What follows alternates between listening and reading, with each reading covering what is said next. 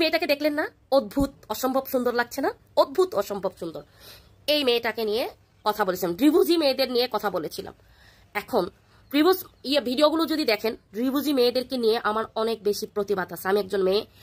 আর আরেকটা বিষয় হলো, আমি যেহেতু নিউজ রিলেটেড কাজ করি, ট্রেন্ডিং টপিক নিয়ে কথা বলি, সত্যটা তুলে ধরি। তো এইখানে আবার আমাদের অনলাইনে এত বেশি হুজুর, এরা আবার 5 ওয়াক্ত নামাজ কালাম এরা নিজেরা না করলেও মানে পাবলিকে এসে কমেন্ট করে আপনাকে নামাজের জন্য এরা ফেক আইডি দিয়ে এসে আপনার 14 গোষ্ঠী উদ্ধার করে দিবে। দিন শেষে গিয়ে দেখবেন কি জানেন, এ আরেক ফকির নিয়ে এ হলো মনে করেন ওর কোনো কাম নাই কাজ নাই, একটা আইডি খুলে সারা দিন মানুষের পিছনে লাগতেছে, গিবত করতেছে। ওইটা না বলে তারা আমাকে কমেন্ট করতে, তুমি এত গিবত করো কেন? আমি গিবত কোথায় করলাম? তোরা নিউজ দেখোস না? তোরা কি খবর শুনোস না?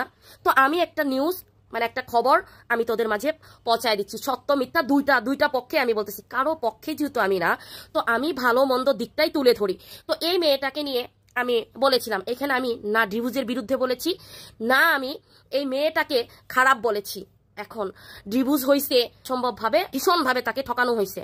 এখন যদি ঠকায়ে থাকে, এই যে যারা ত্রিভুজ হইছে, আমার যেন কখনো কোনো মানুষের প্রতি বিশ্বাস, ভরসা, ভালোবাসা কোনটাই যেন কাজ না করে। মানে এই যে পার্লারের মহিলারা, মানে কিছু যে মফস্বলের পার্লারের মহিলারা থাকে না, এগুলো কি করতেছে জানেন? এদেরকে ধরে নিয়ে এসে সাজাচ্ছে। এই যে মেয়েটাকে সাজাইছে কোনো অ্যাঙ্গেলে, এদেরকে একে কি কোনোভাবেই ভালো লাগতেছে? মেয়েটা আগে হিজাব করতো, দেখেন আমিও তো পর্দা করি না, আমি তো ওকে পর্দা করতে বলিনি। ওকে আমরা এই শর্মিলাকে আমরা এভাবে দেখে অভ্যস্ত, দেখেন তো কত সুন্দর লাগছে। এখন ওকে কি করছে? এটা খুলে ফেলছে। এখন আপনি সাজাচ্ছেন ভালো কথা, ওকে তো এইভাবেই সুন্দর লাগে, বা সাজায় যদি আপনি সুন্দরভাবে তুলে তাকে কাজ করাইতেন বা তাকে দিয়ে ভালো ভালো কাজ করাচ্ছেন, সেটা দেখে যদি আমরা মেয়েরা আরো কি হইতাম, ইন্সপায়ার হইতাম যে একটা ত্রিভুজি মেয়ে তুই যে ঠকাইছস, মানে যারা ঠকায় এবং এই মেয়েটাকে দুমড়ে মুচড়ে ফেলে দিছস, এখন সে তার জায়গায় উঁচু হয়ে দাঁড়িয়ে সে কাজ করতেছে এবং কি ভালো কিছু করতেছে। এখন ওকে দেখে মানুষ কি করবে? শিখবে এবং কি জ্বলবে। যে লোকটা তাকে ঠকাইলো, যে লোকটা তাকে নিয়ে এতটা মানে এত বড় কষ্ট দিল, সে অবশ্য 10 বার করে ভাববে যে আমি জীবনে কি হারাইছি। কিন্তু এই পার্লারের মহিলারা কিছু মানে ওগুলো না, বড়গুলোর কথা বলতেছি না, বড় যারা ওরা অবশ্যই ওদেরকে নিয়েই কাজ করে। এখন এদেরকে কাজ করাইতেছেন, এই সাজগুজগুলোর মধ্যে কোন কোয়ালিটিটা আছে? মেয়েটাকে আরো কি লাগতেছে? বাজে লাগতেছে। এখন এই মেয়েটা ভাঙাচোরা মন নিয়ে এখন মনে করেন কাজ করতেছে, তাকে কিছু টাকা পয়সা দেওয়া হচ্ছে, তার থেকে বেশি হাতায় নিচ্ছে এই পার্লারের মহিলারা।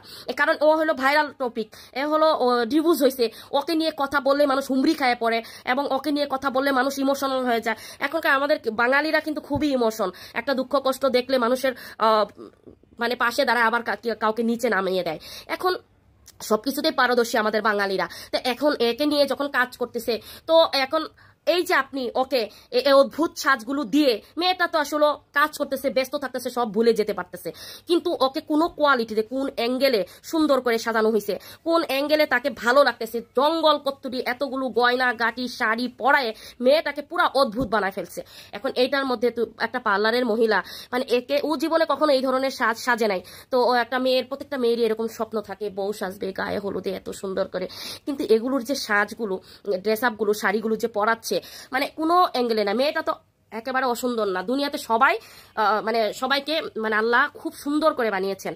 মেয়েটাকে দেখেন যখন ও মাথায় কাপড় দেয়, ওকে কিন্তু অনেক সুন্দর লাগে। কারণ কি জানেন, ও সবসময় এইভাবে হিজাব করে আসছে। তো এই যে হিজাব করে সবসময় অলওয়েজ থাকে, তো তাকে না হঠাৎ করে এরকম দিচ্ছেন, ওপেন করে দিচ্ছেন, আর মেয়েটা ওপেন হয়ে গেছে।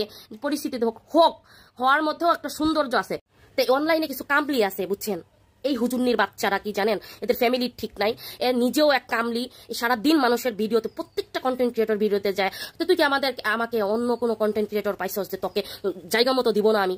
এই কিএমজি বলে কি যে আমাকে জুতা মোছের কামের ভিডিও বলে রাখবে না। আমি যে স্যান্ডেল পরি মনে করে যে বাথরুমে যাই, ওইটা কেনার ক্ষমতাও তোর নাই। তুই যে এই বড় বড় কথাগুলো তোরা যে অনলাইনে এসে বলস, তোরা এই ফেক আইডি দিয়ে আমাকে এগুলো ছুটো করে তোর মানে আমি তো বুঝতেছি তুই কে, তোরা কে, তোরা কোন পার্টি। তো আমি এটা ভালো করে বুঝতেছি। তো তোদেরকে জুতার বাড়ি, আমার ওই স্যান্ডেল দিয়ে তোকে জুতার বাড়ি দিল কম হয়ে যাবে, মানে ওটা তোর দামি হয়ে যাবে তোর জন্য। তো তোরা কথা বলার আগে 10 বার করে ভাববি। আর এই হুজুরনিরা, তোরা 5 ওয়াক্ত নামাজ পড়বি, আল্লাহ বিল্লাহ করবি, তোরা অনলাইনে কি করস? হ্যাঁ, আর গিবত কাকে বলে? তুই যে এভাবে কথা বলতেছস, আমাদের ইসলামে এটা বলছে যে তুই এইভাবে কথা। আমি একটা নিউজ রিলেটেড কথা বলি, আমি নিউজ কি তোরা পড়স না? তো বাপের জন্মে কোনোদিন তোরা নিউজ দেখস নাই। তো আমি মানুষকে নিয়ে সত্যটা তুলে ধরি, সত্যটা নিয়ে কথা বলি, এবং কি মেয়েদের হয়ে আমি প্রতিবাদ করি, অন্যায়ের বিরুদ্ধে আমি প্রতিবাদ করি বা সত্যটা তুলে ধরি। তোরা অন্যভাবে নিত তোরই আমার ইসলামকে পুঁজি করে যে এই কিমজির বাচ্চাগুলো, মানে কিছু ছেলে কিছু মেয়ে আছে সবগুলো এই ইসলামকে পুঁজি করে, মানে এটা একটা দুর্বলতা, বুঝছেন? যে এটা নিয়ে যদি কথা বলি তাহলে আপনি মানে আল্লাহ থাক, ইসলামের কথা বলছে, আল্লাহ ধর্মের কথা বলছে, ওকে কি করা যাবে না, ও ন্যায্য কথা বলছে। কিন্তু আসলে কি তাই? ও নিজেই দেখেন 5 ওয়াক্ত নামাজ কেন, ফ্যামিলির কোনো খোঁজ খবর রাখে না, ফ্যামিলির কোনো খবর নাই। দেখেন গা, ওরা ওরা ওরা ফ্যামিলিতে, ও একটা কুলাঙ্গার সন্তান, দিন শেষে খুঁজে বের করবেন ও একটা কুলাঙ্গার সন্তান। ও ফ্যামিলির সম্পর্কে, মায়া সম্পর্কে ওর কিছুই ধারণা নাই। তো যাই হোক, আমার ভিডিওগুলো বুঝতে হলে পুরো ভিডিওটা যদি না শুনেন বা না দেখেন, তাহলে আপনি এটা সম্পর্কে কি জানবেন?